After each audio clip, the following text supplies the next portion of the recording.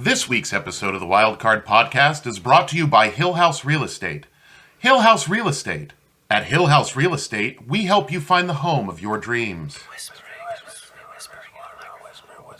The home of my dreams. What is my dream? Where is my home? Have you always dreamed of a home with a greenhouse with a spiral staircase? Meet me in the greenhouse, Ron. Or taking your family on a picnic by the babbling brook? Join us at the Babbling Brook, Ron. We can picnic forever. And ever. And ever. Journey's end in lovers' meeting. Lovers? Ew. Hill House features its own opulent furniture, classic architecture, and fine mahogany hardwood floors. That's too easy. Hardwood. What are these feelings I'm having about Hill House? Come home, Ron. Come home to Hill House. Home. I am home. Finally home. Ron, it was Jeff and me the whole time. You should see the look on your face. I've never belonged anywhere before. I've been searching, but now.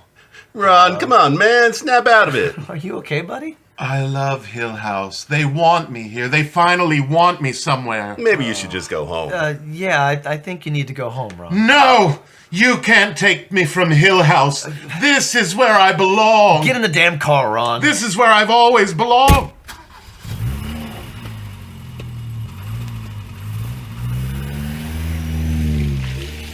I think he'll be fine. Yeah, nothing bad will come from this.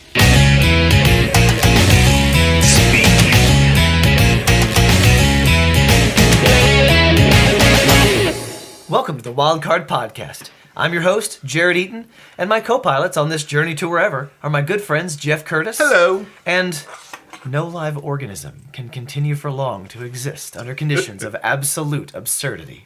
Even cuckoo birds and kookaburras are supposed by some to think for themselves. Ron Blair, not sane, stood by himself against the mountains, holding darkness within. He had stood for 45 years and might stand for at least 3 more. Within, features lay askew, skin met hair messily, and eyes gazed awkwardly. Silence lay upon the smirk of Ron Blair, and whenever he walked alone. God, there has never been a better description of me in my life. I've never heard a better description. Thank you. I spent some time on that one. I think 3 years is being generous. 3 years is generous. I probably have 3 hours. That's how long I have left to live. But Ron, you are the man. I wrote an entire thank you. paragraph. Well, I didn't write it all. Most of it was Shirley Jackson. Yeah, it was Shirley Jackson Me trying that to wrote find that. ways to subtly incorporate Ron where a house was in this paragraph. No, that's very cool. It's funny because we talk about Eleanor, but she's one of those literary characters that when you read it, you go, I get it. Yeah. I understand what she's saying. Even married with children, you go, boy, I'm alone a lot.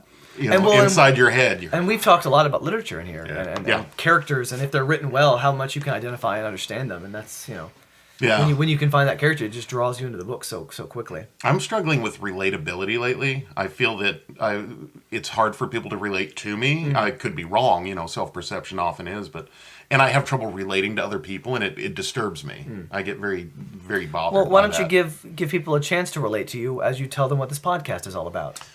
This podcast is about relating to others and relating to ourselves, coming to know ourselves and coming to know others in the hopes of bettering this world, our community, and one another. I can relate to that. Yeah. It's all horse shit, but hey. Carnal relations, I get you. I got through this one, carnal relations, man. That's what you're talking about. So, most of the time. Normally this is the time where we allow you to relate to us as we do a favorite section. Yeah. We give sorry you a about little bit of information. Give you a little bit of opportunity as you're like, these people are really just horrible. They're horrible people. Yeah, I disagree with everything What a about bunch them. of idiots. Yeah. Right. Today we're going to go a slightly different direction with this. We're going to be smart. Oh, I don't know if God, I can no. rise to God, that challenge. No. But instead of the normal favorites portion here, we're going to do a would you rather portion. Okay. Where I'm going to ask you a would you rather question, and you guys are going to give your answers. I'd rather not. Right. Oh, that's all I had. That's too bad. Thanks for joining us on the Let's do Rockin it. Podcast. Good night, Okay, so- everybody. We'll see you next week. So would you rather always be 10 minutes late or always be 20 minutes early? 20 minutes early. 20 minutes early. Always. Always. 20 minutes early. I hate being late so much. I feel it. Even I feel 30 it. seconds late bugs me. Well, There's that courtesy to other people. You're like, I'm shitting on other people. When if I I'm read not this, on time, when I read this, that was my instant thing. So I'd rather be early than late was the easy Yeah. part. But 20 minutes early versus 10 minutes late. Now they were trying to sway a little bit, like, well, you'd have to be there really early, but still. Yeah. Well, early is it's better. like that devil I'd on your rather be shoulder there- going, oh, it's only 10 minutes. But Yeah. no. I'd rather be there an hour early than 10 minutes late. Yeah, I'm with you. I'd rather be there an hour early than a minute late. And I don't want to be late. I'm getting to the point now where it's like getting up isn't hard anymore. Like Yeah. getting up early is not a challenge like it was even just 2 or 3 years ago. So No, the bitch of it is waking up late. That's if on a Saturday or Sunday, I can't do it anymore. Sometimes I just feel like I've woken up late and my alarm's gone off and it's time for me to get up. I'm afraid I'm late and I'm freaking out. Like hyperventilating, like flailing. Yeah, it's awful. All right. It's an awful feeling. Here's one maybe a little bit more difficult, maybe not. And you guys agreed really quickly on that. yeah. one. Would you rather be famous while alive and forgotten when you die, or unknown while alive but famous after death? I really struggle with this daily. I do. Well, I think my only opportunity is to be famous after I'm dead at this point. But I would rather be famous while I can enjoy it. And be forgotten for eternity as opposed to... Because then I can enjoy it. Honestly and pathetically, that's why I do it, for attention. I'm a middle child, and middle children want attention. We need that attention. And that's why I do it. I want fame. But I'm the opposite. Yeah? I mean, I've accepted. I'm a high school teacher. Like, this is what I am. I'm nobody, but I would love to have made an impact and like my memory be lasting. That's kind of where I am. That's with nice. It. Well, That's nice. I would like that. I understand. But I'd like both. Obviously, both of them would be great, but you have to pick one. Every day though, I still struggle with this this thought of nobody cares what I did 3-4 years ago. No matter how good it was, it's gone. No, I get it. It's so negative, and I'll never tell young actors this. It's part of being a performer. But I want to be like, you know how long they'll remember you? This long.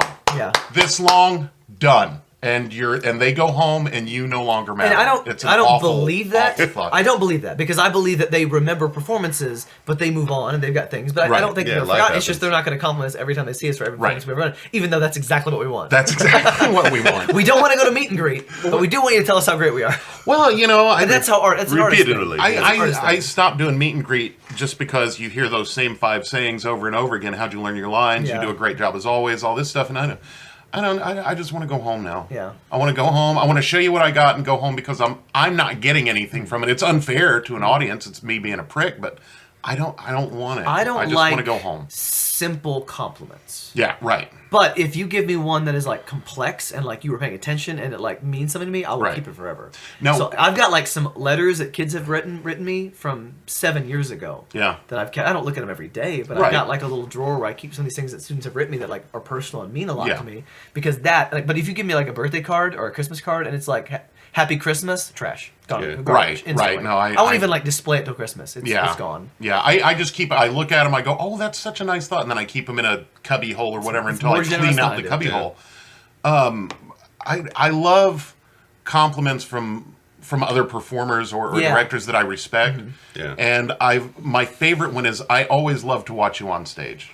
I love to hear that one because it actually means something. It means they love my work consistently and they gain and enjoy. My doing this is not just for, being forgotten as soon as they get done applauding. And a lot of people that see us on stage already know us. Right. So anytime I hear something like "I believed you," that is like it's like I forgot you were you for I forgot you were you. That one's awesome. That one's great when they lose themselves in your performance. All right, here we go. Okay. Would you rather be alone for the rest of your life, or always surrounded by annoying people? Alone. Always alone. No problem.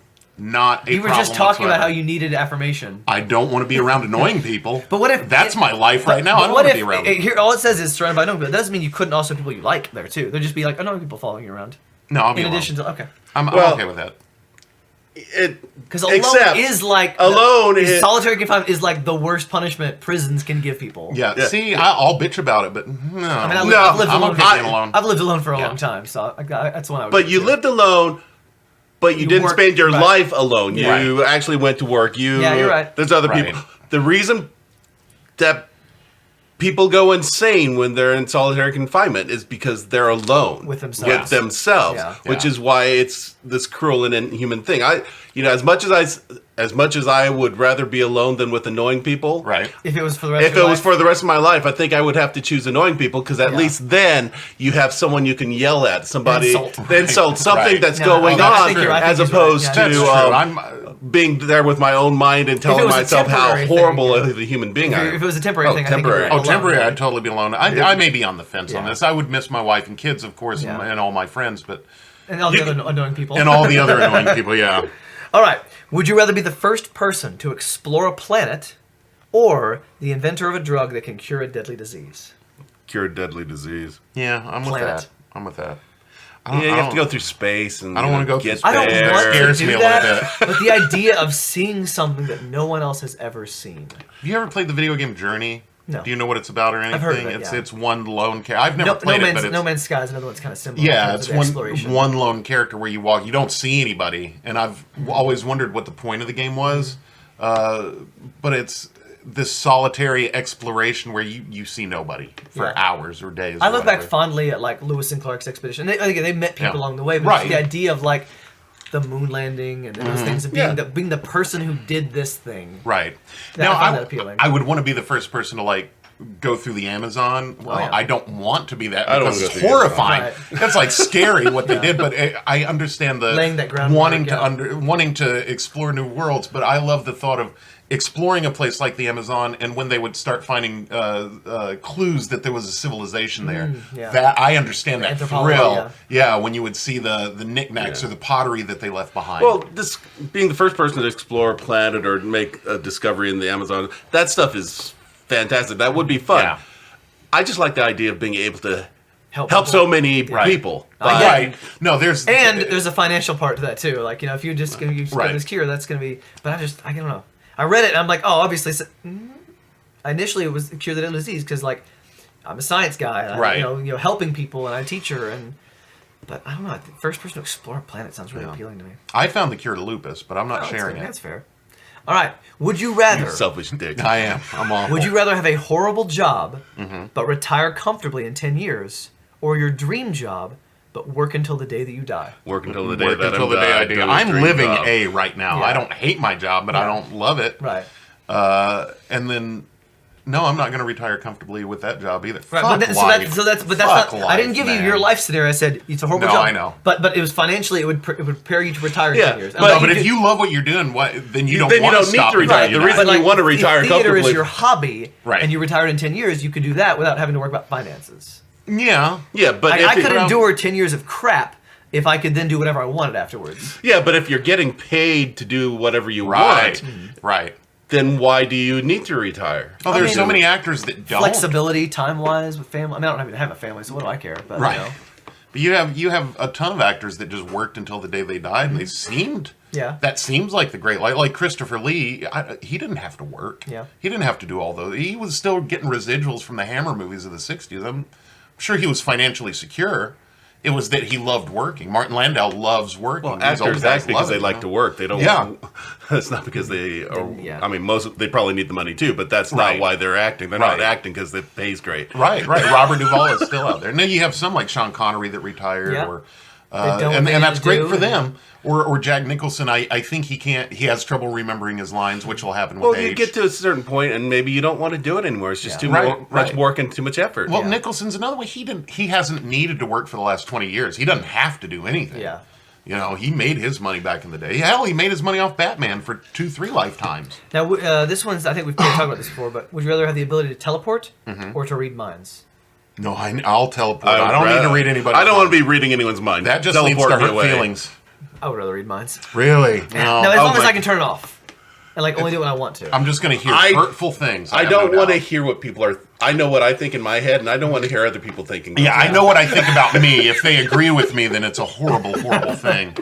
All right. I don't love me most days. Final one here. And this one, I'm gonna say for 1 month, okay? Okay. Would you rather give up, you have to give up one of these things for 1 month. Okay. Bathing or the internet? You have to give up one for a month. I'm really okay with either. I know, it's easy Bathing not is close. discomfort. For Not me. even close. It's Yeah. internet. for I me. would give up the internet before Yeah. I'd give up bathing. Yeah, I could give up the internet. There's It would be books, there's incredibly movies. difficult. There's something to do. It would be incredibly difficult for a whole month to go without the Right. internet. Because that's like, my TV doesn't need the internet. I can watch it without the internet, but I can't do Netflix. I can't do Hulu. I got a bunch of movies. I got a bunch of books. I've got a job. Yeah. Although I need the internet for my job. Right, But I right. think, I don't know if that, as long as I don't surf it. Well, if we take away the Well, you can need, still be on the know, computer. yeah. It's just the Right. internet, right? Right.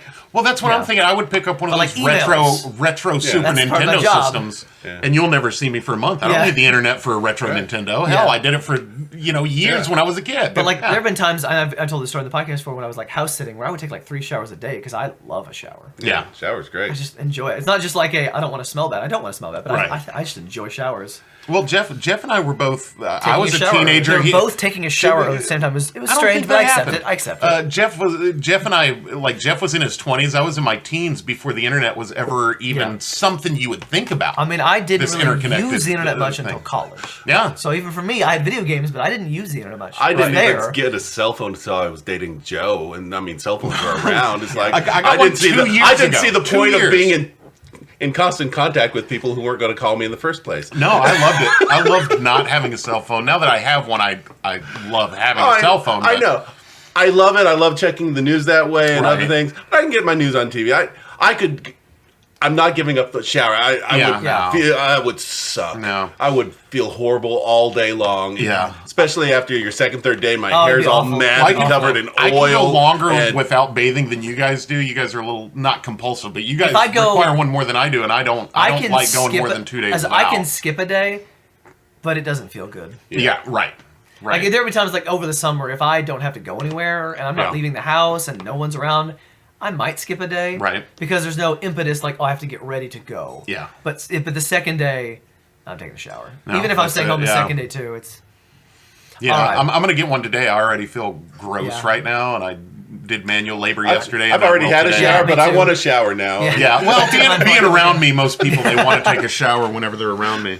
All right, ladies and gentlemen, this is it's my turn to steer the ship Let's do this! into oblivion as we do Ba-dun-dun-dun-dun. on a weekly basis. So, you know, All I right. like to start with a It's question. a Jared Yeah. sode. It's a This is, you know- Jared-isode. Jared sode? Is This that is how we're what saying the, it? Yeah, Mackenzie was like, next week's a Jared-sode, and I said, no, it's a Jared-isode. A Jared-isode. Before we start the Jared episode, I just want to throw out to all the people who think that The Wall would make a great musical. Here it is. that Let me address you losers. Oh I my hear gosh, you. He's nailing his theses to the wall. Right. I hear you. You're the only people who are responding to this entire thing that I posted. So I grant you that. Okay, I accept your opinion that The Wall would make a great musical, but my challenge is prove it. I feel like if I were given an opportunity and a better budget than what I would have now, I could stage an excellent production of it that you would appreciate. Yeah, but would it be based on the songs from the album, or would it be based on the story that they created for the movie? Now, for as much as I like the movie, I would create a different story with that. Okay, but that's not the argument, though. The argument was... So, was it? I think the argument was, is it a good... Is the movie worth the shit? and could it be done Right. well? Right. Yeah, I think it could. Okay. I think it could. I think that one is the movie is it was really a product. Because of I its time. think even Jeff would agree that it's possible that if you put time into a story and made Pink Floyd songs fit, Yeah. that could work. Even though he doesn't love jukebox musicals, we Right, established right. that. But I think it was that one in particular wasn't a good one. Well, It you was know, Jeff's it's argument. it's the fact that it was written as a response to losing his dad in World War II, and that was a chain reaction that led to this, to the infidelity in the marriage, and rock stardom, and isolation, and alienation, and all that. And it was that time period. That's the timeline that it absolutely had to be in, and I appreciated that. And it may have been that I was, a stoner kid when I first saw it, and that made me appreciate it. But I still really, I enjoy what Alan Parker did with the movie. Okay. Well, then I'm going to give you a challenge specifically. Okay. My challenge is for you to do a report on The Wall and show me. Taken. I'll take it. Okay. The movie or the album? The movie? Either one. Either one? All right. All right. I Do you wanna- not like the music at all? I like the either? music. Okay. I want to chime in. Okay. And I say think we it's have- very pretty music. As It's we very completely good. change the topic. Yeah. But there are Ronisodes and Jeffisodes, and each of those are one syllable. So I think mine has to be Right. a Jerrisode. A I Jarasode? think it has to be one syllable. Isn't that still 2 syllables though? Jarasode? Well, no more than so Jeffisode. Ron. Yeah. Yeah. Yeah, but we have love one syllable Jarasode. names. Weigh in. Yeah, I like Jaredisode. Yeah. I like Jerrisode. Jerrisode, Let's weigh in, deckheads. Listeners, yeah, let's hear it from you. We want to hear What do all you your answers prefer? to the Would You Rather questions. Right. And then what should my episodes be called? Right. I like All right. Jarasode. All right, I'll let Question. the Jaredisode. We're starting with a Team question. Jarasode. what are some of the most famous dates in history? And I don't just mean it happened in a year. I mean, like, we know the exact dates on the like 1099. Oh, no. I was going to say 1099 William the Conqueror, but that's a year. Again, yeah, That's there are a lot of not things the that we know what specific year they date. happened. Can you think of specific Like dates? 9/11, Yeah, 2001. 9/11, Yeah, September 11th, November 3rd, 2001. 1942. Is it 42 or 43 Pearl Harbor? December 7th. December 7th, 1941. Yeah. Okay, yeah, I'm wrong in every No, you're fine. way on that. I've got 1, 2, 3, 4, 5, 6, 7 that I knew pretty well. Yeah. I had to look up to make sure I was certain. I think I may have been wrong on one of them. Oh, no, July. November 7th, 1963. That's Kennedy. Yeah, 62, November 63? 11/22/63. 11/22. Yeah, I'm fuzzy on the. I had exact that dates, one. but- I had Pearl Harbor. Yeah. I had both those. That's a big one. There's July 2nd, 1776, which is when Bastille Day? No, that was actually 1776. That's American. that's when the Declaration of Independence Yeah. was really signed, not when it was. Right. The fourth, yeah. When The they- fourth when is they when put it they out there. put it out there, but the Yeah. second is when they actually signed it. Yeah. Well, and Yeah. even the signing didn't even necessarily happen on the same day. No, From what people I've read, came yeah. out. Right. So- They trickled But in. I They did were coming have from 7/4/76. I had that one on here. Yeah. There's one I have that's before BC. That's a BC time. Oh, would it be the death of Julius Caesar? Absolutely. Yeah. The Ides yeah. of March. Yeah, Yeah. the Ides of Yeah, it's March, yeah. March 15th. It's 44 BC. Wow. Okay. Yeah. Yeah, it was right Beware in the that Ides of time. March. Yeah. Beware the Ides of I March. also have 6/6/44. 6/6/44. That would be V-Day. D-Day. D-Day. D-Day. Okay. I have August That was close. 6th, August 6th, 1945. August 6th. That would be V-Day? Or the end of Hiroshima. Hiroshima, yeah. Well, that was damn close to the end of Yeah, the you're war. right. And then the other one, 7/20/69. That is not my birthday. 7/20/69. 7/20/69, Robert Kennedy? Apollo 11. Apollo 11. Okay. I know it was in my lifetime, but Yeah, you know, so those are just Right. some of the ones. Those are just some of the ones I could kind of come up with where I kind of like. I didn't know all those dates to be honest, Yeah. but I'm like, what are some famous ones? Oh, okay, here's some famous. Oh, let me stop you right there, though. Okay, please do. I've been thinking lately, speaking of like the late 60s, early 70s, I don't know if it's, normal aging nostalgia or whatnot, but do you remember like the tube socks that would have the stripes on it? Yeah. There was stripe? there was a style to the 70s Okay. that it's an ugly style, but there's a part of me that really misses it. Well, It's pre-internet, truth pre-cable, is- pre-cable. if you look at any era you're not actually living in, Yeah. most of the They're clothing terrible. styles are ugly. Right. In the 80s, we thought we were doing great in the 80s. the turquoise and the purple of the 90s, windbreakers. Oh my fucking god! All of a sudden, like I don't know how it was for you, Jeff, but you were in college well before I was. But there was a time in the '90s where you looked around and all of a sudden there were flak jackets everywhere, and you went, "Where the fuck did Okay. all this green Do you know and, when and I was- flannel what- come from?" I- Do you know what JNCO jeans are from the 90s? I've heard of them. I don't. So I remember this I because didn't this keep was up my with time them. period. Oh fuck! I remember Okay. those. Those were so dumb. Oh yeah. They start out yeah. as normal jeans, but they flare out. Imagine bell bottoms times 1,000. Right, yeah. I don't Yeah. remember that, but I did wear bell bottoms in the 70s when I was growing up. Well, sure, you were a well, kid, yeah. When I was in college, you know what the fashion trends were when I was in 1983 when I started college. Is that when they were in loincloths and like? The loincloths and Women togas. women were Fur wearing coats. these Right. giant shoulder pads that made them look like Oh, football God, players. those were awful. You started having these rat tails that people That were was the wearing, dumbest thing, and I the wanted one. mullets and the rat Yeah. tails Oh, yeah. and Belts didn't go away. No, they didn't. Unfortunately, They became you know, marginalized. and their time. and these dresses that look like shopping bags that Oh we yeah, wore. yeah, derelict. yeah. The '80s was so weird, and we thought we were so damn cool though. Living There, it. there was a time when I was wearing parachute pants. I need pictures. I always wanted a need pair, and my evidence. parents would never get me that. They wouldn't give me camouflage. I've Some got point- evidence of that Oh, I picture. can't wait to of see a- it. I had a Yeah. members only. That was my Michael Jackson jacket. Was the members only jacket, Yeah. which was nothing like Michael Jackson's jacket. I wore a lot of denim shorts when I was younger. Yeah, they were- Until that was like, I mean, I was gonna say until it was unacceptable. People but it was still like, do that. It was like, It's a- well, yeah. but it was like, it became to a point where I would get made fun of him for it. So then Right. I only wore them for like 2 more years. I've owned one pair of I've denim had khaki shorts in shorts my ever life. since then. One pair of denim shorts, and I loved them. I thought they were. Oh, I great. love never my thought I jean could shorts. pull them off, love but I my love them. jorts. My jorts were great. Yeah. All right, back to the topic. Yeah, back to the topic. Jeff, at what hand. was your first answer? I don't remember the question. the date? Famous dates. Famous Oh, dates. 9/11.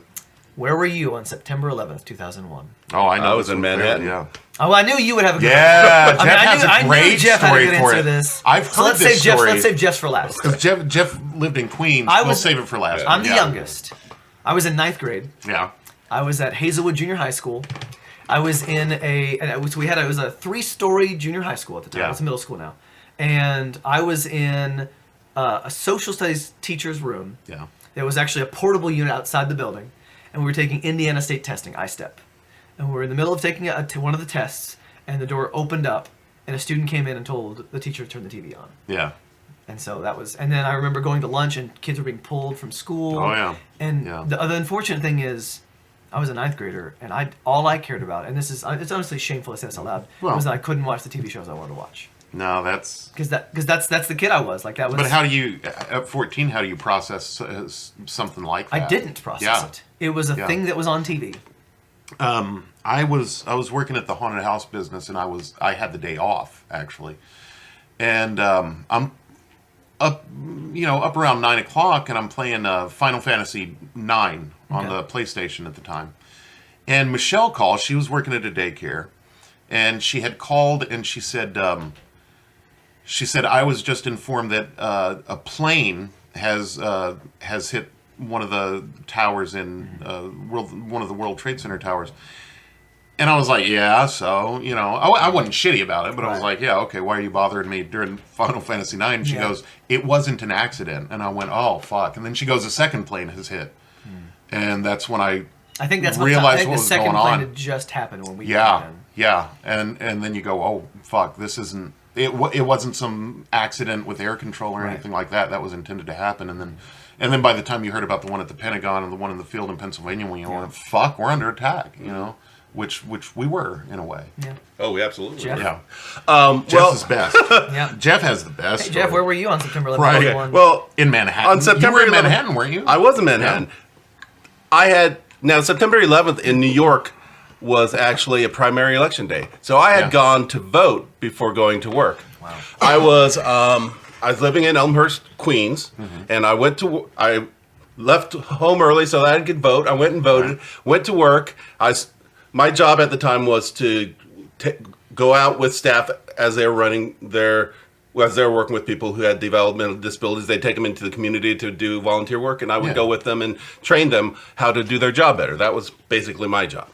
And the day after, I was supposed to be having one of my group trainings where I would have all the new staff come and we would do a couple days of intensive training. Right. So I went to work, and suddenly people were in their offices kind of talking.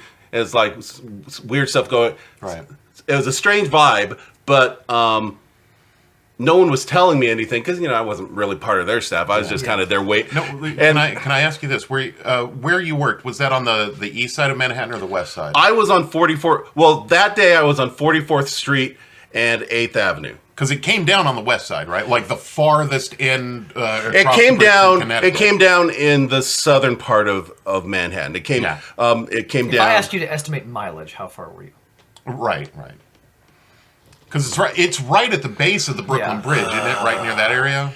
Well, it's near Battery Park, which is down. Okay, yeah. Which is down in Lower Manhattan. I was in Midtown Manhattan, so mileage-wise, couple miles, maybe. I was about to say 2 or 3 miles. Could you see the impact of it, or the smell dust? It. Yeah. Well, yeah. Oh, yeah. I'll get to that. So anyway, the person I was supposed to be training that day didn't show up to work that day. Yeah. And so I was, which kind of destroyed my whole point for being there. Right, and at this point, I didn't.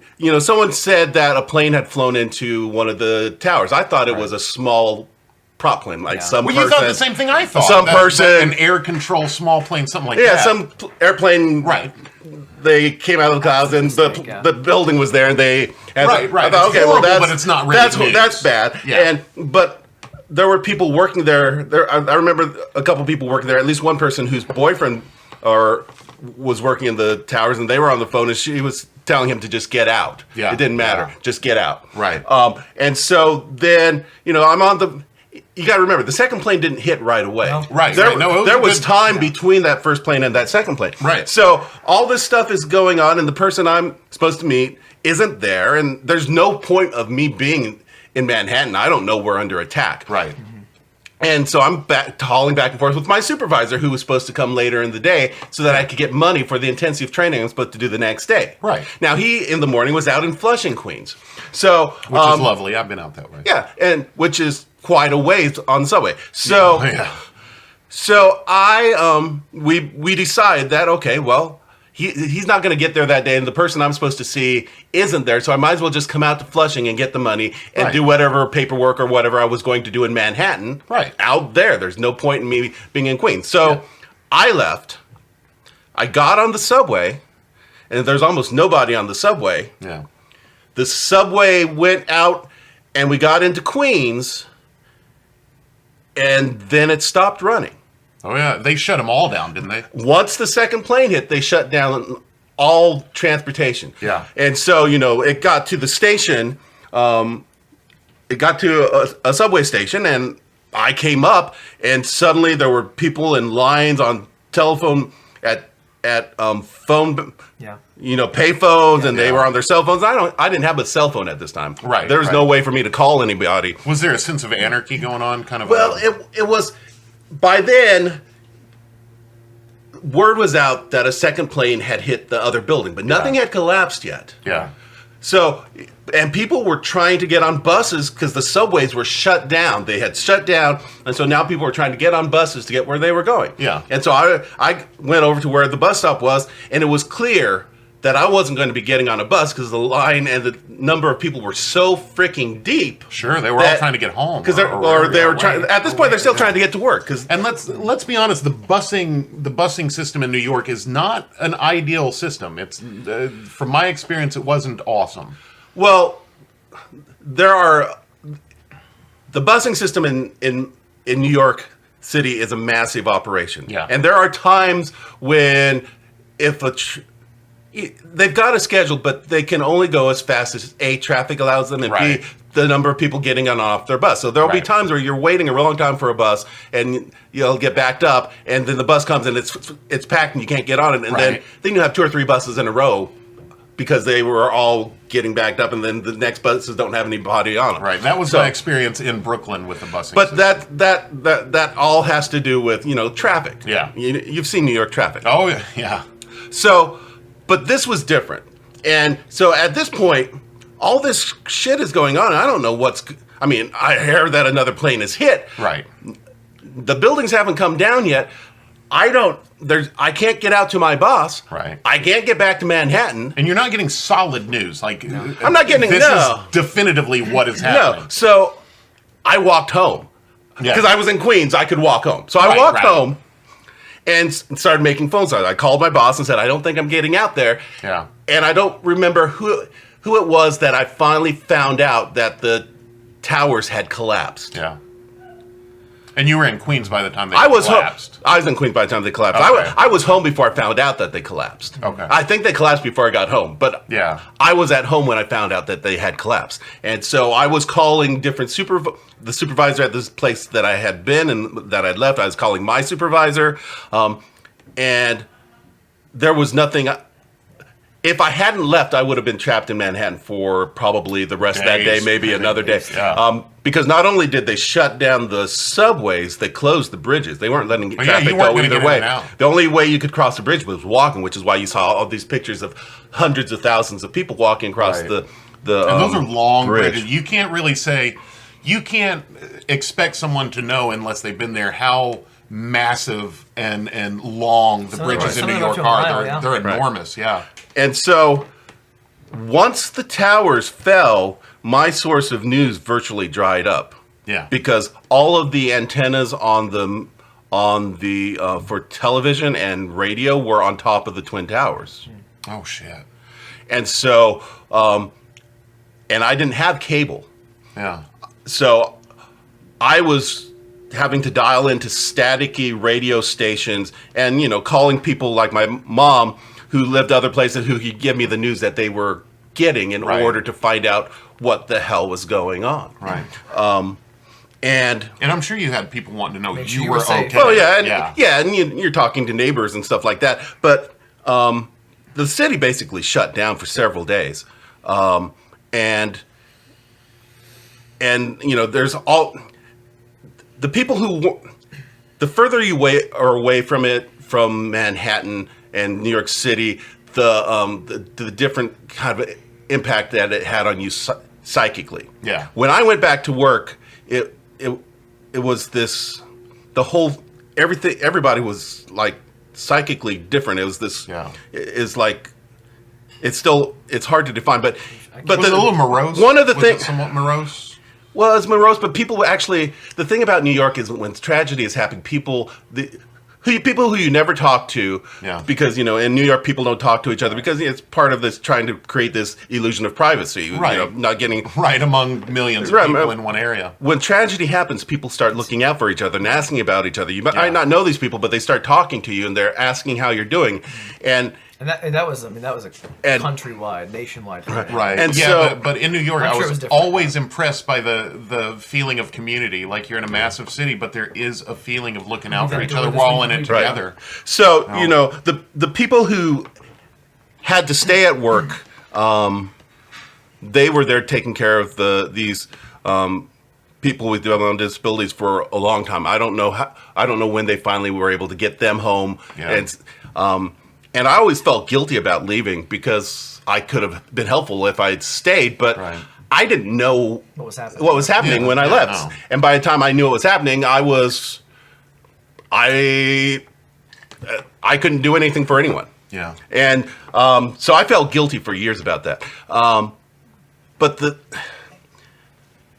you could see from Midtown, it's hard to say whether... I don't think when I left I could have seen the Twin Towers because all the buildings are tall, and when you're in the midst of tall buildings, you can't see past them. Right. When I went out the next weekend, or that first weekend after that, I got as far south as 4th Street. And after that, they had everything cordoned off. Right. But you could tell, even from Queens, you could see the smoke rising. Yeah. And as I got into town and went to First 14th Street and then walked lower, and there's these posters for missing people all over the place, and by then you're seeing pictures of all of this, and you've talked to people who had been who had known people that were in there, or whose family members did get out. I don't know personally anyone who lost anyone in the Twin Towers, but I know people who almost lost people or could have lost themselves who got out. Well, I find it intriguing that you overheard that person on the phone saying, "Just get out." Yeah. We're going to talk about that a little bit. So, it's still, I would say, the most traumatic experience of my life living through that, even though I was never in threat. Yeah. But anyway, but your whole body, if you're a citizen of that town, and your whole body takes on this goes into stress mode. Yeah. And I remember I went to my own office when I went back to work, and there was something outside the window. I don't know if it's a bird or if it was something, and I was trying to get it to go away, and I opened up the window. I was just out there whacking around with a broom handle trying to get this thing to go away. The woman I shared the office with was worried about me because that is not normally something I would be doing, but it's like you reach this point of stress and you start acting. Yeah. It's just... So we're going to talk a little bit about that day. Yeah. And some other things connected to it. Okay. Yeah, absolutely. Yeah. Fun topics. Well, I promise you there is a light at the end of the tunnel. This one's a hoot. A light at the end of the tunnel. The September 11th attacks, also commonly referred to as 9/11, were a series of 4 coordinated terrorist attacks by the Islamic terrorist group Al-Qaeda against the United States on the morning of Tuesday, September 11th, 2001. The attacks killed 2,996 people that have been confirmed. And I will say, at the time... It was thought to be a lot more. People thought it was like 6,000 because they were duplicating the numbers. It's like 6,000 people died in these planes. And I knew that number seemed high, but I was surprised that the number of the people who died in the tower was less. The only reason it wasn't more was because the attack was as early as it was. Otherwise, it would have been more like 40 or 100,000 people who died in those 2 towers because they wouldn't have been able to get out. Most of the people in the Twin Towers hadn't gone to work yet. The attacks killed almost 3,000 people, injured over 6,000 others, and caused at least $10 billion in infrastructure and property damage. Who trained Al-Qaeda? Who trained Al-Qaeda? Are you talking about Osama bin Laden, or are you talking about the U.S. giving arms and training to rebels fighting in Pakistan? Who trained Osama bin Laden? This is what I find about fucked up. It pisses me off. I'm not going that direction. Okay. Additional I people understand. died of 9/11 related cancer and respiratory diseases Yep. in the months and years following the attacks. Yes, they did. Yeah. 4 passenger airlines, operated by 2 major U.S. passenger air carriers, United Airlines and American Airlines, all of which departed from airports in the northeastern part of the United States bound for California, all 4 heading there, were hijacked by 19 al-Qaeda terrorists. 2 of the planes, American Airlines Flight 11 and United Airlines Flight 175, were crashed into the north and south towers, respectively, of the World Trade Center complex in Lower Manhattan. Within an hour and 42 minutes, both 110-story towers collapsed. Debris and the resulting fires caused partial or complete collapse of all other buildings in the World Trade Center complex, including the 47-story 7 World Trade Center tower, as well as significant damage to 10 other large surrounding structures. Yep.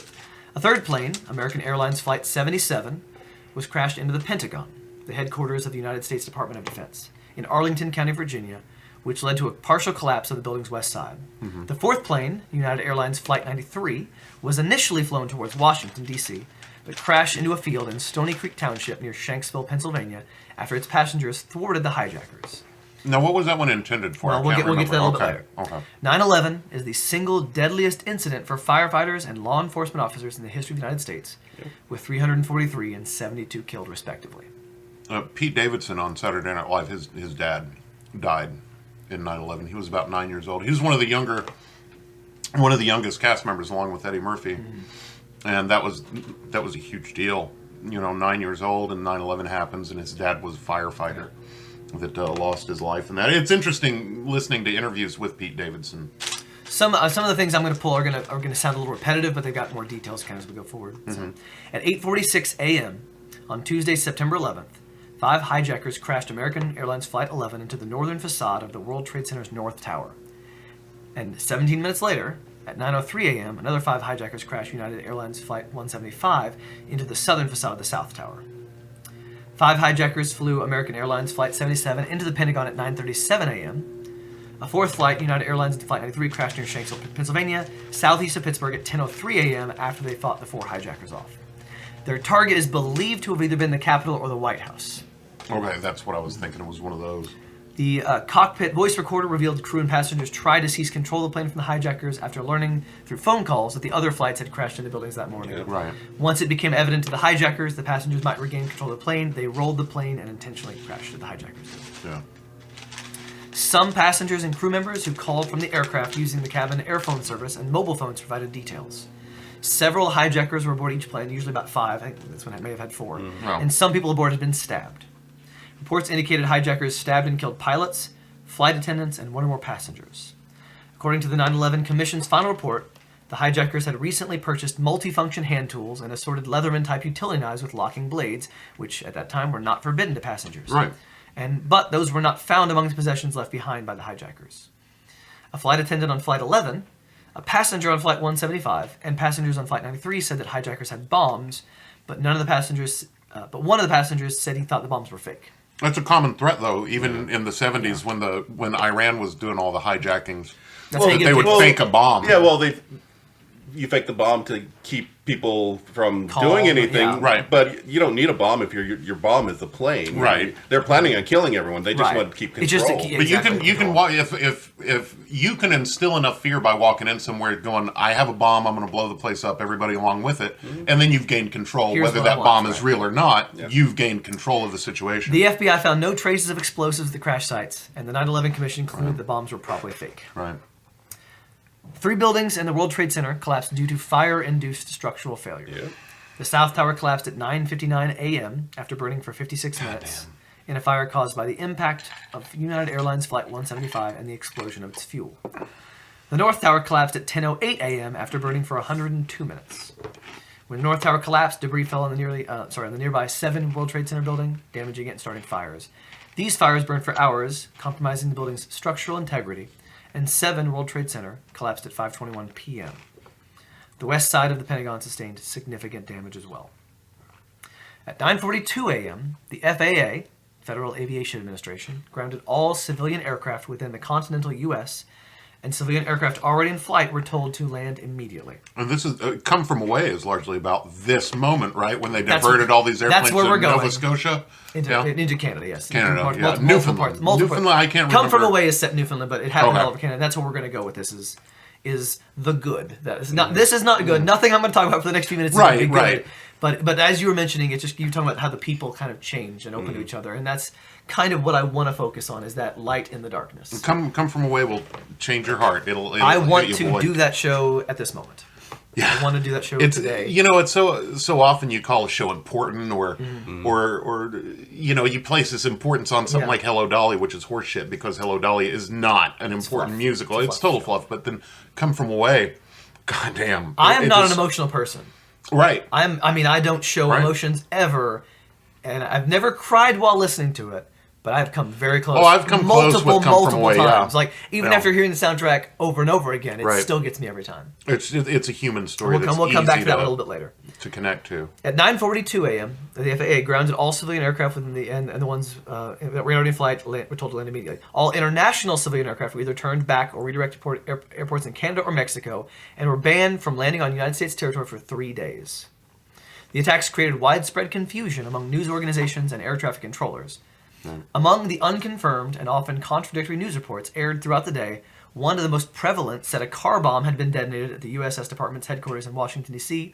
Another jet, Delta Airlines Flight 1989, was suspected of having been hijacked, but the aircraft responded to controllers and landed safely in Cleveland, Ohio. In an April 2002 interview, Khalid Sheikh Mohammed and Ramzi bin al-Shib, who are believed to have organized the attacks, said Flight 93's intended target was the United States Capitol, not the White House. Yeah.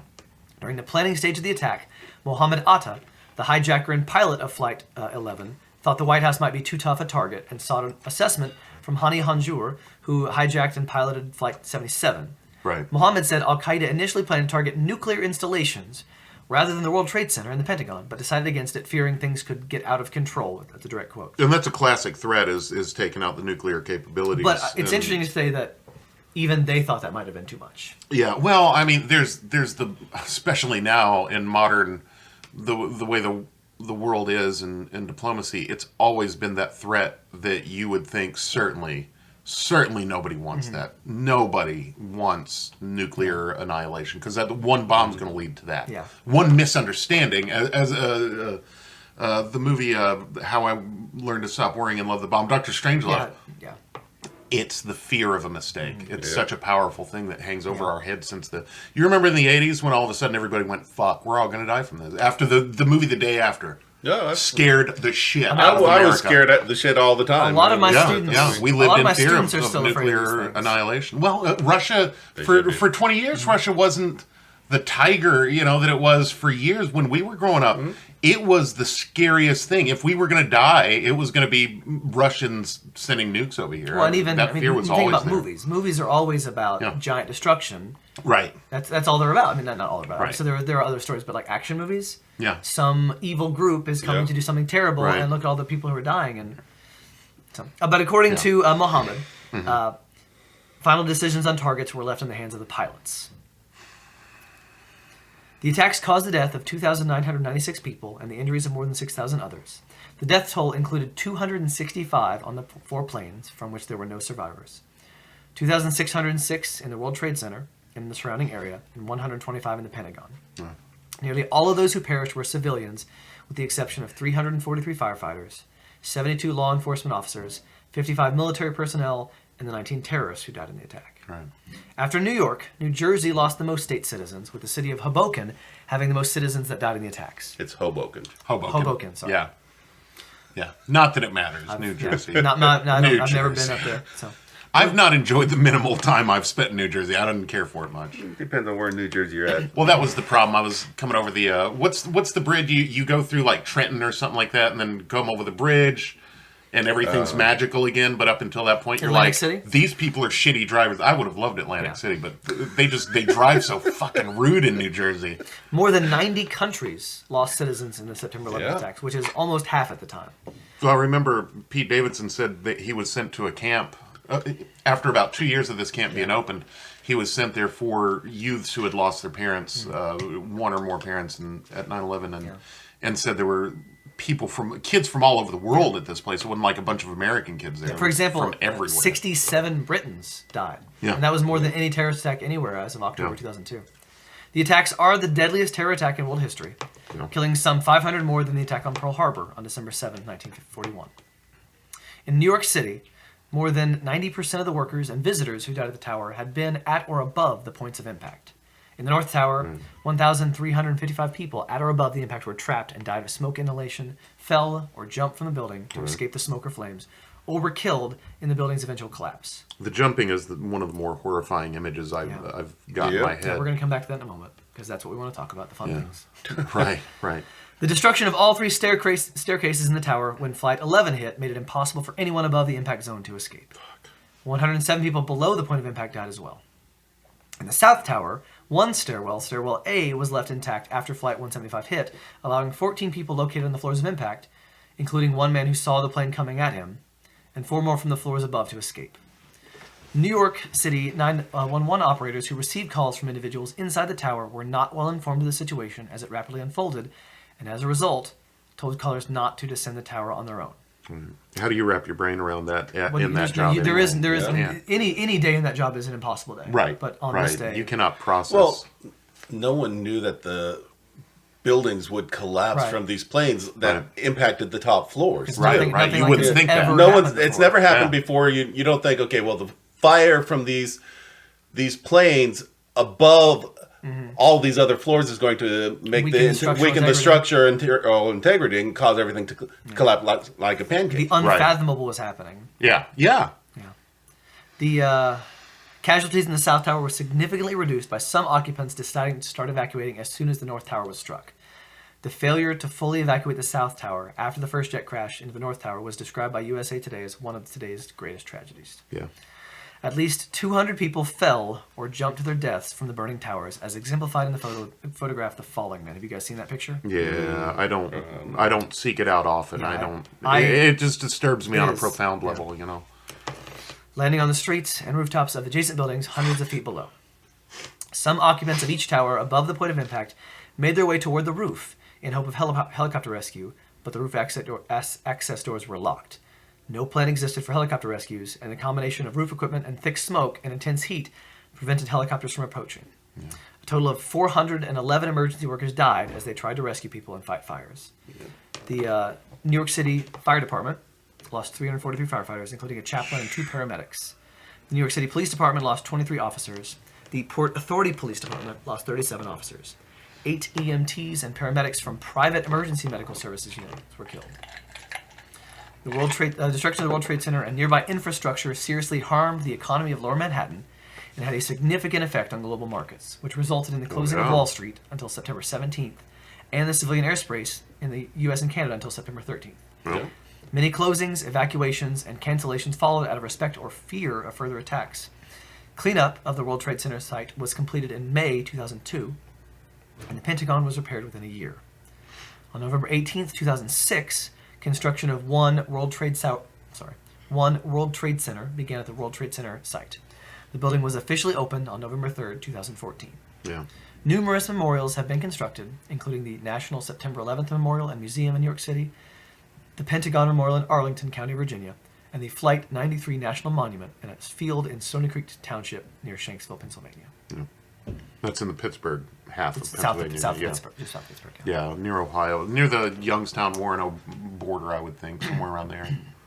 Now, this is kind of where I'm going to stop talking about the 9/11.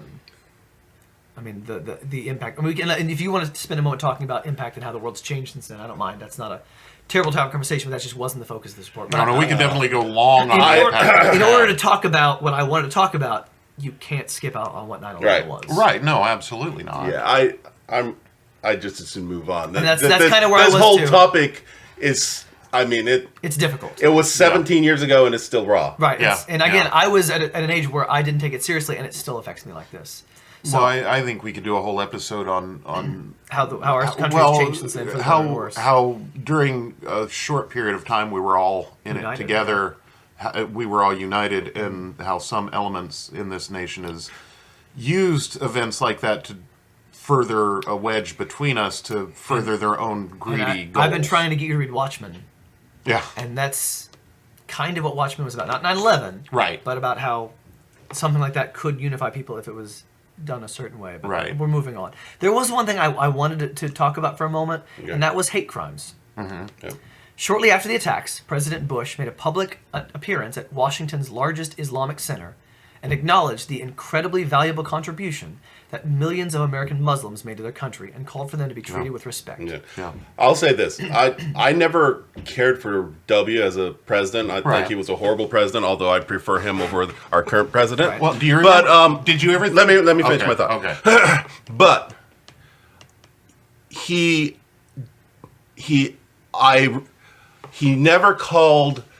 never vilified different groups for political. He never vilified Muslims, even though It was always the it would have been terrorist it would have been very easy. Yeah.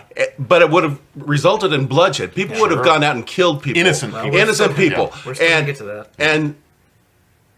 And I respect him a great deal for standing up there at that time when we had been attacked and saying, you can't blame everyone who's a Muslim for Right. these Yeah. attacks. This was a terrorist organization. It wasn't a religion. Right. Right. I never thought, if you had told me in 2004, there will come a day when you think that Bush was a decent president compared to what you have now, I would have thought you were crazy. Yeah. But he wasn't bad. He was kind of compared one of to the what we ones have. where I disagree with a lot of his politics. Right. But as a man, he had some integrity. He always Yeah. seems like a good guy Yeah. to me, somebody that you could talk to. Just disagree with him. But on political, yeah. yeah, his ideologies are not what I find ideal. So he called for Islamic Americans to be treated with respect. Yeah. Right. Muslims to be treated with respect. Yeah. Numerous incidents of harassment and hate crimes against Muslims and South Asians were reported in the days following the attack. Is it Sikhs? S-I-K-H-S? Yeah. Yeah, Sikhs. Sikhs were also Hindus. targeted because Sikh males usually wear turbans, Yeah. which are stereotypically associated with Muslims, even though Sikhism is from India. Right. Yep. There were reports of attacks on mosques and other religious buildings, including the firebombing of a Hindu temple, and assaults on people, including one murder. Balbir Singh Sodhi, a Sikh mistaken for a Muslim, was fatally shot on September 15, 2001 in Mesa, Arizona. According to an academic study, people perceived to be Middle Eastern were as likely to be victims of a hate crime as followers of Islam during this time. A study has also found similar increase in hate crimes against people who may have been perceived as Muslims, Arabs, and others thought to be of Middle Eastern origin. A report by the South Asian American Advocacy Group, known as South Asians Americans Leading Together, documented media coverage of 645 bias incidents against Americans of South Asian or Middle Eastern descent between September 11th and September 17th. 645? In 7 days. Oh, good. Various crimes such as vandalism, Yep. arson, assault, shootings, harassment, and threats in numerous places were documented. Now let's talk about the Muslim American response. Muslim organizations in the United States were swift to condemn the attacks and called, and this is a direct quote again, upon Muslim Americans to come forward with their skills and resources to help alleviate the sufferings of the affected people and their families. These organizations included the Islamic Society of North America, American Muslim Alliance, American Muslim Council, Council on American Islamic Relations, the Islamic Circle of North America, and the Sharia Scholars Association of North America. Along with monetary donations, many Islamic organizations launched blood drives and provided medical assistance, food, and shelter for victims. That's something I just want to mention. Well, I thought that no, was no, worth mentioning. It Yeah. is. It definitely is. They stepped up. There are many other ramifications, details, and reports we could go into regarding the attacks on 9/11, Right. but those are not the focus of this report. I want to focus on a bright spot in this darkness. And so, I'm going to ask the question, even though we've kind of already hit it. Are you Right. familiar with Operation Yellow Ribbon? God, that sounds so familiar. Well- I'm drawing a blank. It's the operation that was in response to the question, what do we do with all the planes that are in the air? Yeah. Any of those could be threats to America. Right. Yep. Of the Right. United States. So Operation Yellow Ribbon was commenced by Canada to handle the diversion of civilian airline flights in response to the September 11th attacks on the Okay. United States. Canada's goal was to ensure that potentially destructive air traffic be removed from United States airspace as quickly as possible and away from potential U.S. targets, and instead place these aircraft on the ground in Canada at military and civilian airports in the Canadian provinces of Nova Scotia, Newfoundland and Labrador, and British Columbia. Also, there were several in New Brunswick, Alberta, Manitoba, Ontario, and Quebec. where any destructive potential could be better contained and neutralized. Yeah. None of the aircraft proved to be a threat. There was one that was suspected, but turned out not to be. And Canada and Canadians hosted thousands of passengers stranded in Canada until U.S. airspace was reopened. Canada commenced the operation after the U.S. FAA implemented Security Council of Air Traffic and Air Navigation Aids, grounded all aircraft across the United States, an unprecedented action. The FAA then worked with Transport Canada to reroute incoming international flights to airports in Canada. During the operation, departing flights, with the exception of police, military, and humanitarian flights, were canceled, marking the first time that Canadian airspace had been shut down. In total, as a result of Operation Yellow Ribbon, 255 aircraft were diverted to 17 different airports across the country. About 500 flights were en route to the U.S. at the time of the attacks. Transport Canada instructed NAV Canada, the navigation organization, to give permission for flights that were at least halfway towards their destination, those that had passed the point of no return, to land at the nearest Canadian airport, depending on their point of origin and remaining fuel. Planes were entering Canadian airspace at a rate of 1 to 2 planes per minute. Good God.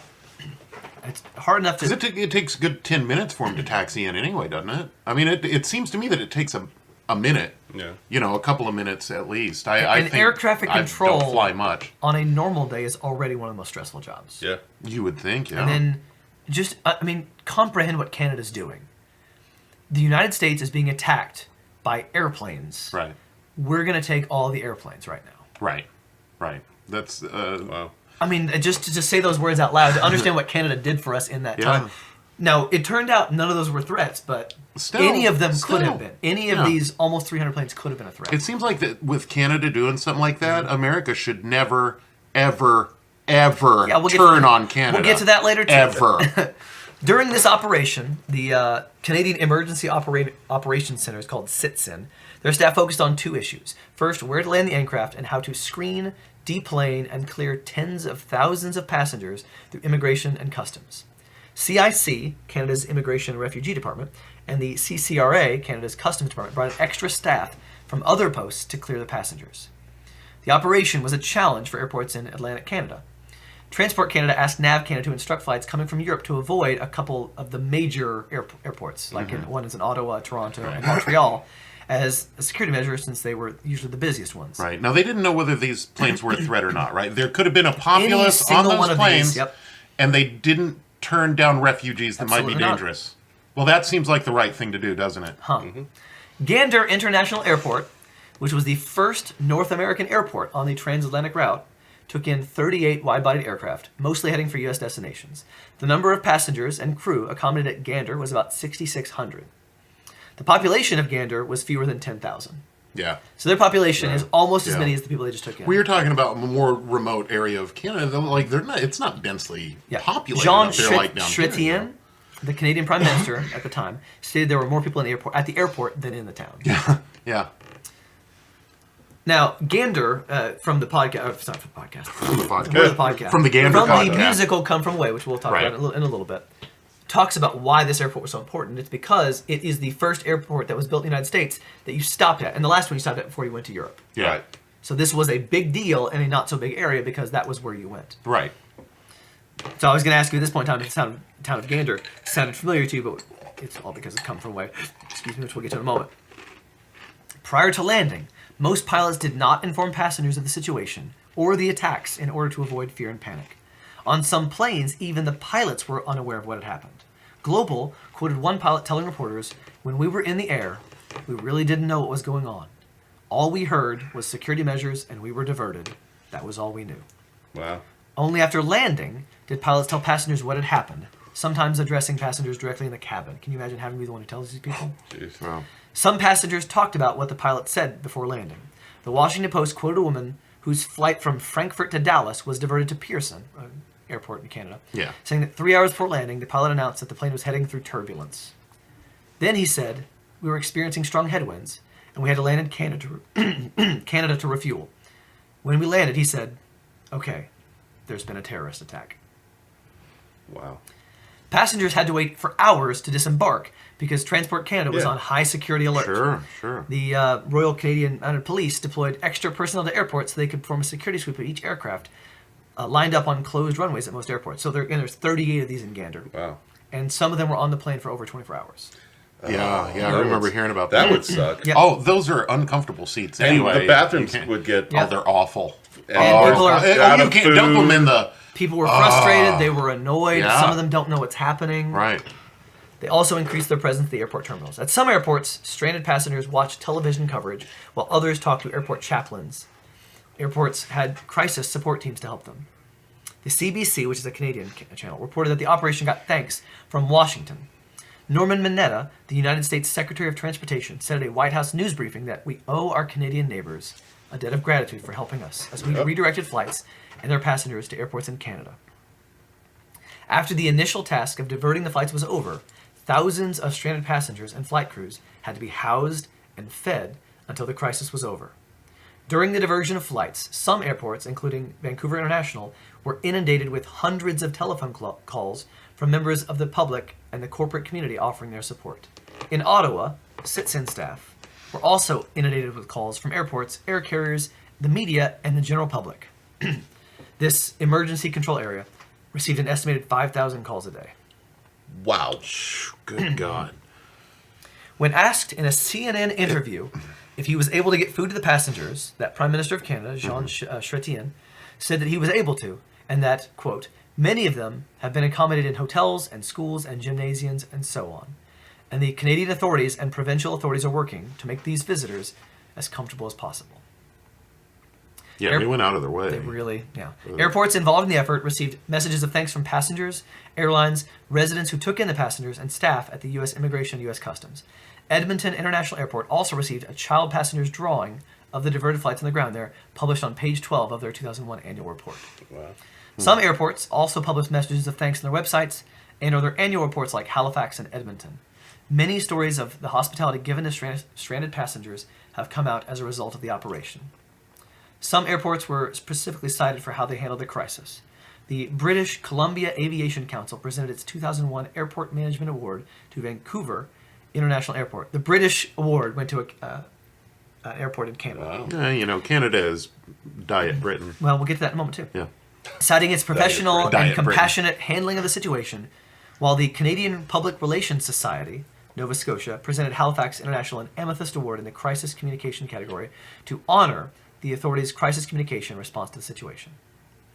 On September 11th, 2002, about 2,500 people gathered at Gander International Airport for Canada's memorial service to mark the first anniversary of the attacks, over which the former Prime Minister, several key staff, and other provincial and local officials presided.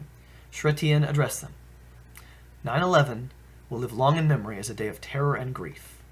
But thanks to the countless acts of kindness and compassion done for those stranded visitors here in Gander and right across Canada, it will live forever in memory as a day of comfort and healing. And closed his speech by commending Operation Yellow Ribbon. You did yourselves proud, ladies and gentlemen, and you did Canada proud. President Barack Obama recognized Canada's help on the 10-year anniversary, Right. expressed his gratitude for Canada's friendship and solidarity. Hey, let's talk about our current relationship with Canada. Oh, okay. With Trudeau, who has said the coolest things I've probably heard. I mean, I've got a leader say. I love Trudeau. I will give you love some Trudeau to specific death. details. And then, Yeah. Following the victory of our president in 2016, Trudeau congratulated him and invited him to visit Canada at the earliest opportunity. Prime Minister Trudeau and President Trump formally met for the first time at the White House on February 13th, 2017, nearly a month after Trump was sworn into office.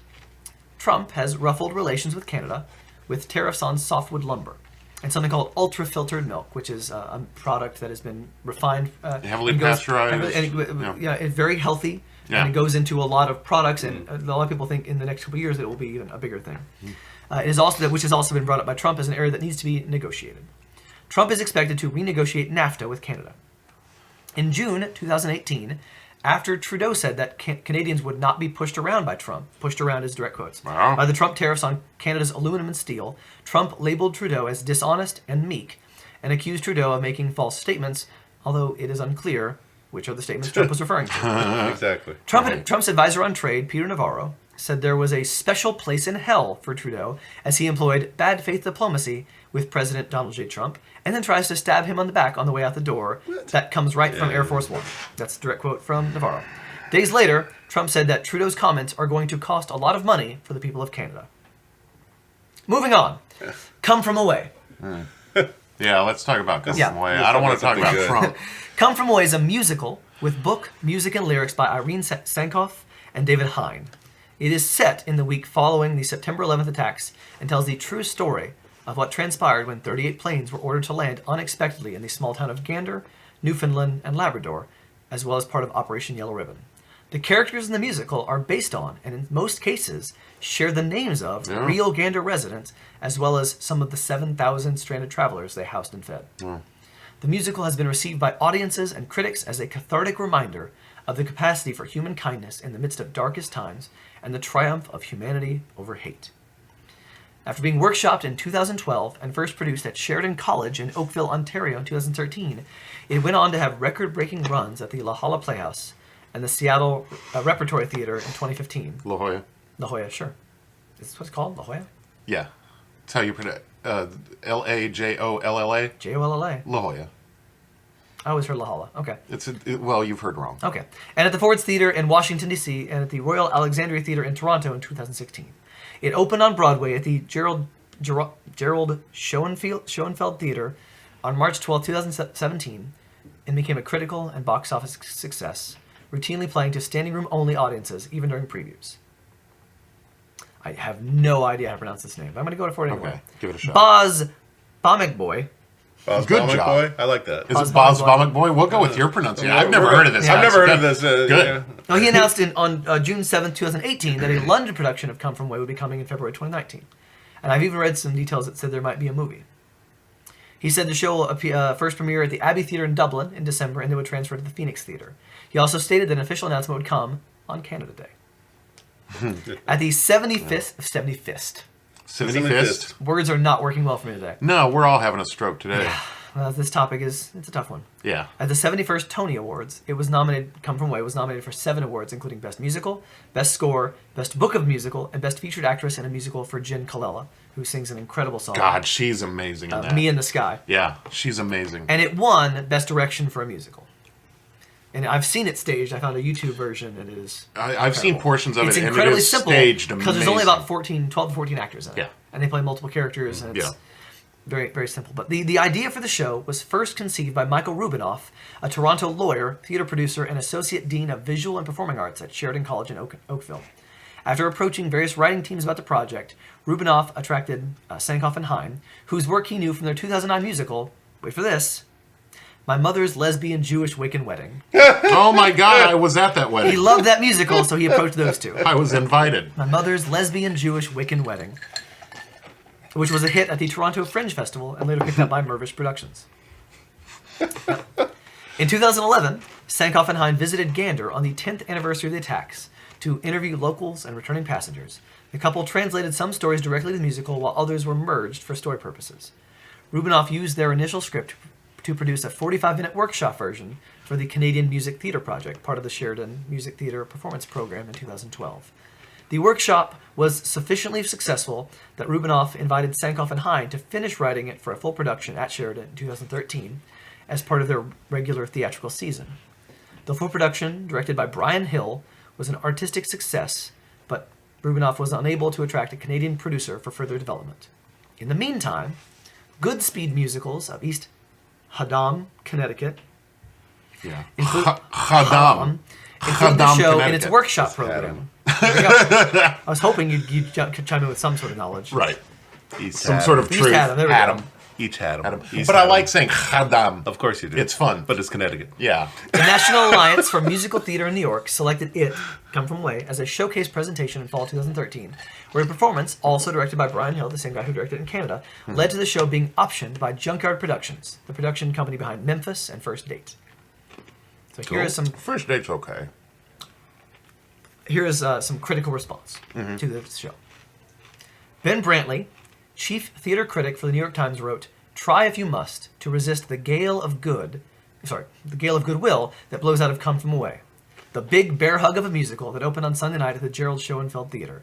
But even the most stalwart cynics may have trouble staying dry-eyed during this portrait of heroic hospitality under extraordinary pressure. He awarded the show the Critics' Pick designation, given to productions the critic believes have particular merit. Joe Jimenowitz of the New York Daily News called the show big-hearted and crowd-pleasing, and a singing reminder that when things are at their worst, people can be at their best. Yep. Joe Westerfield from Newsweek wrote that Come From Away accomplishes what all the best musicals do. It takes you to a place where you didn't know you wanted to go and makes you not want to leave. Yeah. Frank Scheck of The Hollywood Reporter called the musical heartwarming and thoroughly entertaining, especially in these politically fractious times. Johnny Oleksinski with the New York Post wrote that every New Yorker must see this show, referring to the musical as Broadway's biggest and best surprise of the season. Peter Marks of the Washington Post called the show an effervescent musical and an antidote for what ails the American soul. Michael Dale of Broadway World called the show an inspiring, funny, and kick-ass beautiful new musical, and went on to say that as long as Come From Away is playing on Broadway, I will recommend it to everyone. Everyone. Wow. Stephen Suskin, drama critic for the Huffington Post, wrote that Come From Away is an altogether different and altogether gripping, brave, and new and unusual and overwhelmingly heart-tugging show. Robert Kahn with NBC called the piece a dignified, often funny new musical, which finds a spiritual angle to the horrific story, depicting the goodness in humanity while still allowing us room for the feelings of loneliness and fear that will always be connected to that time. Jennifer Vanasco with WYNC called the show a love letter to Newfoundland, to New York, to what people can do if they set aside fear and hate. Don't miss it. Oh, nice. I will do that show the moment I can. Oh, yeah. I know, the interesting thing about the show is entirely an adult cast. Yeah. It's like, when I listen to it, I'm like, oh, it's a young show. No, honestly, No, the range it's range from adult, like 30 middle-aged. to 60. Yeah. I like heroic hospitality. I like that. Heroic hospitality, the alliteration. Now I have behind one more that. little section here. Okay. That's just, let's talk about how awesome Canada is for a minute. Yeah. Canada is awesome. Yeah, I've known several Have you guys Canadians. been there? Yeah. I've been there once. I haven't spent a lot of time there. I've been I've- 50 feet. You know, it was Niagara Falls in 1994 My dad when and I- you didn't yeah. need a passport or anything. But it was beautiful. It was lovely. The people were great. The little bit My that dad and I I saw took of a it. day trip to Niagara Falls, ended up and through Toronto. Yeah, And then I'd love to do that. I went a second time in 2008, and we were in Montana, so we went up into Alberta. Mm-hmm. Both times, it's just a great place. It's just beautiful. Barely Beautiful scratching up the there. surface. Yeah. Because let's talk about the surface. It's 10 provinces, Canada, and 3 territories extend from the Atlantic to the Pacific and northward into the Arctic Ocean, Oh, yeah. covering 9.98 million square kilometers, or 3.85 million square miles. Yeah, it's bigger than the United States. It's the majority of the North American Making it continent, the is world's not? second largest country by total area. Yeah. Yeah, Behind Russia. right. Canada's southern border with the United States is the world's longest land border between two countries. If you were to walk around the country without sleeping, eating, or resting at all, it would take you 4.5 years Yeah. Wow. just Yeah, to I walk don't the doubt border that of at Canada. all. Yeah. Shall we get started? Does that Yeah. include the border with Alaska or just the border with the lower 48? No, this is the entire border of Canada, not just the border between the United States and Canada. Oh. Oh, I'm okay. talking about the actual all the way around Canada. It would take you 4.5 years to walk it. Yeah. Canada is sparsely populated. The majority of its land area is dominated by forest and tundra. The population is roughly 36 million, and its density is like 85% in big cities. Right, right. There's so much of Canada that's just no one lives there. Yeah. It is the second largest country in the world, but only 0.5% of the world's population reside in Canada. Wow. Second Yeah, biggest it's country, just a lot of free space, a lot of land. 0.5%. Yeah. Canada is a developed country and has the 15th highest nominal per capita income globally, as well as the 10th highest ranking in the Human Development Index Oh. out of 200 countries. 15th Yeah. highest Yeah. and 10th highest. It ranks among the highest in international measurements of government transparency, civil liberties, quality of life, economic freedom, and education. Yeah. It's a great place. I've been to New Brunswick where they speak French, and I've yeah. been Oh, to yeah, Montreal yeah. where they speak French. Yeah, it's And definitely a French fun. Well, isn't it a rule that on signs you have to have both languages, English and French, both represented? They're both. Yeah, and that's great. I love that. The thing I think I- that's wonderful. Because they accept it. Yeah. Exactly. Well, the thing that I found most extraordinary when I was in New Brunswick was that, you'd go to a gas station and they'd be speaking French, but it's like being in the United States, only it's the United States speaking French. Right. Right. Well, it was fun. settled as a French colony. Yeah. initially, Right. but- That's what I've. The brief time, 25 years ago that I was in Canada, is that I noticed. You notice how clean it is as soon as you cross that border, and you go, Jesus, this is sparkly clean. And the other one is how much like America it is. Yeah, it's not. It doesn't feel that foreign. Except- No, Nicer. Yeah. much Now, nicer. Do you honestly. know when Canada became its own country, not officially governed by Britain? 1798, No, it would have been 1900 something. 1922, 1982. 19. Jesus, That's when it became Christ. its own country. It wasn't like governed by They something didn't else. get sovereignty until 82. Well, they've been basically governing. Right. I mean, they themselves had- for a Well, long with the time. prime minister. Yeah, and that all was, that, it was something called patriation happened in Yeah. 1982. Many of Canada's national parks are bigger than countries. Yeah. Wood Buffalo National Park in Alberta is larger than Denmark and Switzerland. A Yeah. national park bigger than countries. Well, those are small. Those are tiny little Central countries, Park right, in New but still. York is bigger than a country. It's bigger than Vatican Oh City, yeah, which is its own it's country. huge. One of the most fascinating things about Canada, in my opinion, is that they have more surface area covered by lakes than any other country in the world. Yeah, Wow. Yeah. Not only that, they have more lakes in Canada, freshwater lakes, Right. than the rest of the world combined. Yeah. I've Wow. always heard Every that. single other country does not match Canada's lakes. Yeah. Millions of lakes. Yeah, it's just dotted. So they're It going to dots have the plenty of landscape. water when the rest of us go dry. Well, and Absolutely, glaciers. fresh water. The glaciers contain most fresh water too, so Yeah. yes, they'll be fine. The Great White North has 563 lakes larger than 60 square miles. Yeah. Yeah, so when America runs out of 563 water, lakes. I hope they Yeah. forget how shitty the Trump Yeah. administration was to them, because we might actually need them to be The friends Great again. Lakes alone, the Great Lakes alone contain about 18% of the world's fresh water, fresh lake water. Yeah. Canada also possesses 10% of the world's forests.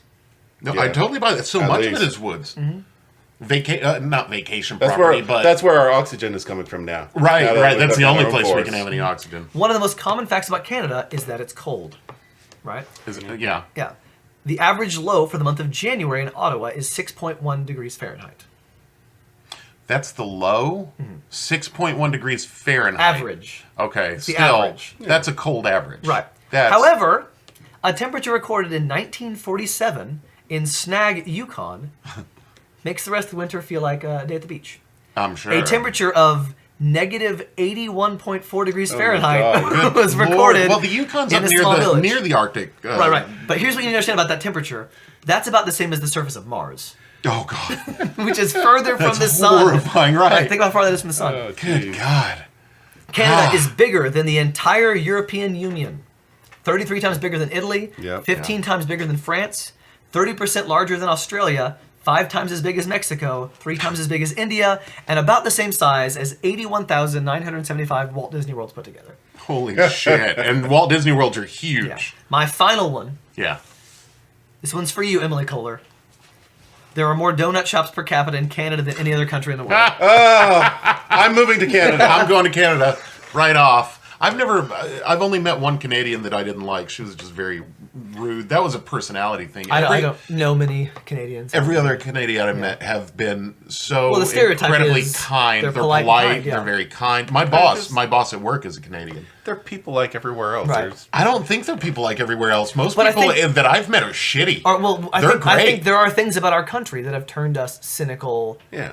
And I think because of some of the advances in their country, Yeah. that it's a more hopeful country. Yeah. I think, and I'm not saying Canada's the only one that is like that. I'm not saying there's no reason for hope in the United States, but it's Right. just, I think there are things that we've had to deal with because of our country. Because that- of carpetbaggers moving in. Well, Again. Canada is not a global superpower, and so they don't have the same pressures as America being a global superpower. Canada doesn't have 300 million people all vying for their own needs. Right. Yeah. So, they don't have the same pressures that Americans have. Sure. But it doesn't have to be that way. That's the thing. Well, it doesn't have We to be don't that have way. to be this way. Well, but- and when you don't spend money on some of the things our country's spending money on, you can invest in civil infrastructure. Well, Right. And exactly. education, and that Or- in general, when you have education and a society that takes care of women, it's one of the. I think it was the #1 country in terms of like women. Yeah. I know that's Yeah. obviously Yeah. incredibly But big. you Some have of it's to. just got read, but you it's like, also have to believe that government has a role in your country, as opposed to what so many Americans don't think that government has any place in anything, Right. doing anything that helps people. It's only there for national defense and making sure women don't have abortion. Right. But making sure that people have health care or that we have roads that function. Oh, no. That should be done by the private sector. Yeah. And Oh, so if God. you have that philosophy, you've set yourself up for Right. for competition in everything, even things that, shouldn't be competitive, things that actually affect people's lives in a way that, government could make better. I've said it before on this show. If you don't want to pay taxes, that's fine. That's absolutely fine. Maybe we should get a voucher for those who do want to, and then we can send our kids to public schools and drive on public roads. Yeah. I don't think the normal populace that goes, I don't want to pay taxes, fuck other people. I don't think they realize how much they use public services.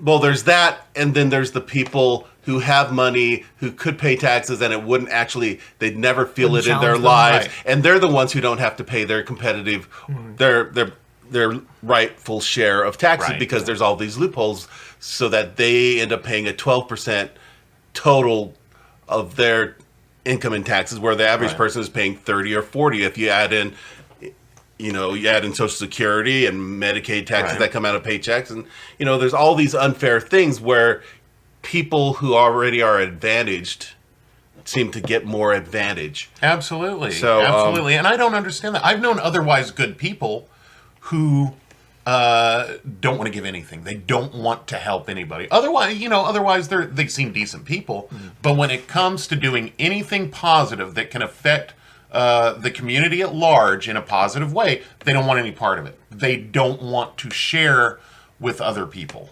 I don't want to end on this. Horrifying. I want to kind of tie back into. Well, then let's get back. Right. Yeah. I'm essentially done with my report, but way. I want to just recall where we started this episode was one of, if not arguably, the darkest day in our country's history. No, absolutely, yeah. But I wanted to shine that light on our neighbors helping protect our citizens, not just the ones who were there. The tens of thousands of people who went to Canada, they were taken care of, they were fed for days until the airspace opened back up. But what Canada was willing to do was take in any terrorists who were threatening our country and protect us from them as well. And Canada has gone to war with us. Yep. They went to Afghanistan right with us. They went into Iraq with us. So for us to be shitting on Canada is stupid, because Canada is our closest. Yeah. It's our closest ally in as far as nearness. It's our closest ally in for what they've done for us. And I agree with you. We should be respectful. I want to even just absolutely challenge ourselves with this, is that we were hurting and they were there for us. Yeah. And there are people in each of our lives who are hurting that we can be there for as well. Yeah. We have people every day that are struggling, and we can be that for them, that light that shines in the darkness. And I just want you, Deckheads, to know that you encourage us each and every time. We know what you're hearing, especially when you comment on the videos. We love hearing your thoughts. And this is an episode full of times we'd love to hear feedback. If you want to talk to us about those would you rather situations, whether or not The Wall would be a good musical, we still want to debate that. If anyone's on Jeff's side. Please, someone be on my side. If you want to give us, I don't think you're going to get it. If you want to give us a little snippet of your story of where you were on Tuesday, I love those September stories. 11th, 2001. If you want to hear more about this, we talked earlier. This could be a topic that we'd come back to at some point in time, talk about how our country's changed. There's a lot to this, but we just want you to know that we're here for you guys as well. We love you very much, and we thank you for everything you do for us. And until next time. Oh wait. I want to shout out to the Webbers. Oh yes, absolutely. We forgot to shout out to the Webbers who have been religiously listening to us. And very sweet, for the very last few complimentary. weeks. Great people. They took care of Caleb during youth theater. They drove him back and forth, bought him dinner. They tried to buy him dinner. We were always like, no, you can't do that. We'll buy you dinner. No, we won't do that. There's 4 of them. Fuck that. I'm lower middle class people. There's 4 of them, and therefore they have become official Deckheads. Yes. You are now, Webbers, the cardinal directions. North, south, east, and west. You can divvy those amongst yourselves as you'd like. However you choose. But thank you guys for listening. They've made comments. I've seen them in person. They're some of the finest people I know. Yep. Honestly. Yeah, they're very supportive. And so here's to you, Webbers. Until next time, stay wild. Stay wild. Bite the edge. Speak